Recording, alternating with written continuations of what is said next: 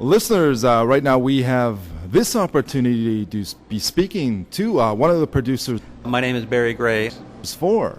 It's called Warrior Games, and it's a new series that's coming up on APTN. We're going to be taking about a year to film it and to edit it and all that sort of stuff. So it'll be on next fall of 2013. And basically, it stars the host. I'll say that one again.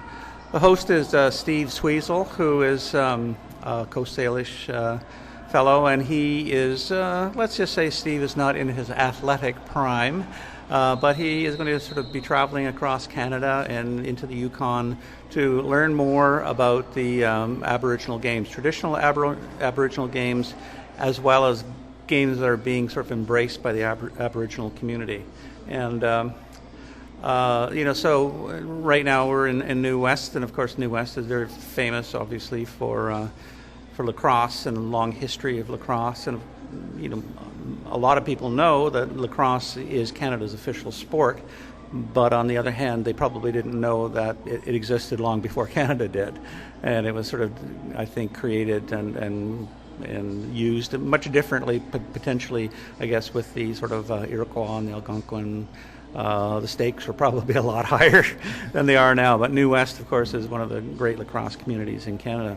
So Steve basically, he's basically training a little bit with the North Shore Indians. We were training with the Salmon Bellies mini tykes, who still managed to outplay Steve pretty well. And so there's a little tongue-in-cheek in the show. It's a lot of fun. But the idea is for Aboriginal youth particularly, to look at their own games, look at their own sports, and realize just how much of it has become mainstream, how much of it, and even the reemergence of some of these games in their communities, makes them feel proud of their heritage, and it makes I think the generation gap a little closer.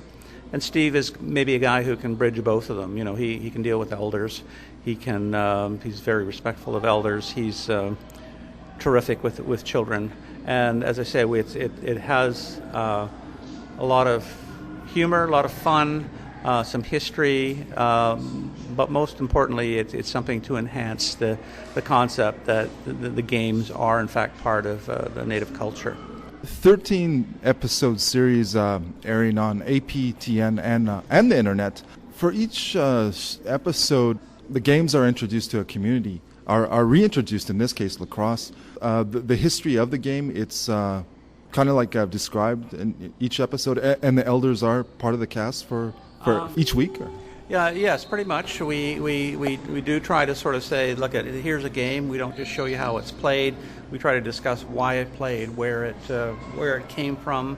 For instance, there's a very simple game they like to use to sort of teach, teamwork and all this sort of stuff. But they used to have a thing called hand bombing, where during the fishing season, people would be down on the shore and they'd be forming a chain and throwing this fish up the chain in order to get as many fish out of the river as possible before they were all gone.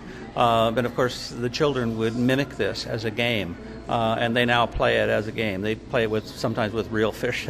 Other times they play it with greased watermelons. Extremely sort of fast and sort of slippery, and so things like that are really unusual, really a lot of fun. Certainly less, recognizable. A slippery fish game is certainly not as recognizable as lacrosse. There's another game too that the hunters, when the ice is breaking up, trying to jump the different ice patches. That game is. Well, I'm not sure. We're going to be going to the Arctic Games and the Dene Games.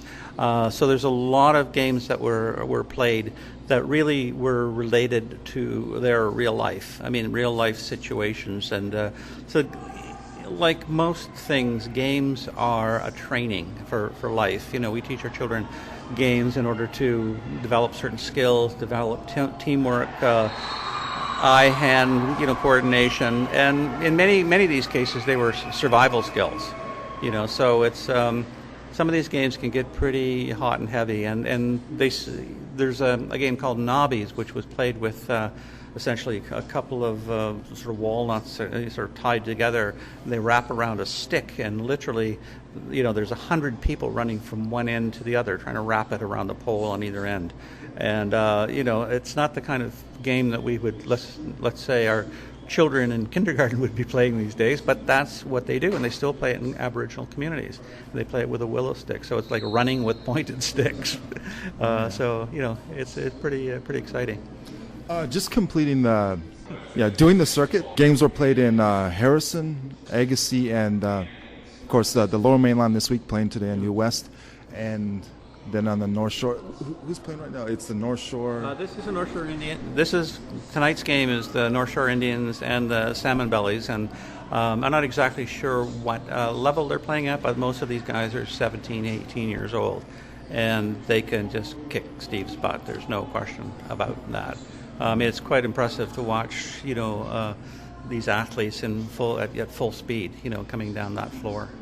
Inspiring youth, teaching youth. You always hear about art, music, drama, kids being involved with, acting, theater, and really how they evolve through that. But this is really putting emphasis on sports again, games, especially traditional games that are very relevant to someone's background, community. What stands out in the early stages of filming how the youth have kind of embrace this and how it has kind of impacted communities as you travel to them? Well, I think the thing is that everybody likes to know that what they're doing is somehow recognized and important. And certainly we found that in the Aboriginal communities up in Seabird Island. They welcomed us with great hospitality, and it was really terrific. We again with teens and with elders, and the elders basically they love to see that the young people are now being reintroduced to something that they themselves might have done at their age. And one of the elders told me it's if you tell somebody something, they may know it for a few days, but if you show them, then they will know it for the rest of their life. Oh. And the phrase would be, and if you walk with me, you will know it forever. So that's what Steve is. He's a teacher.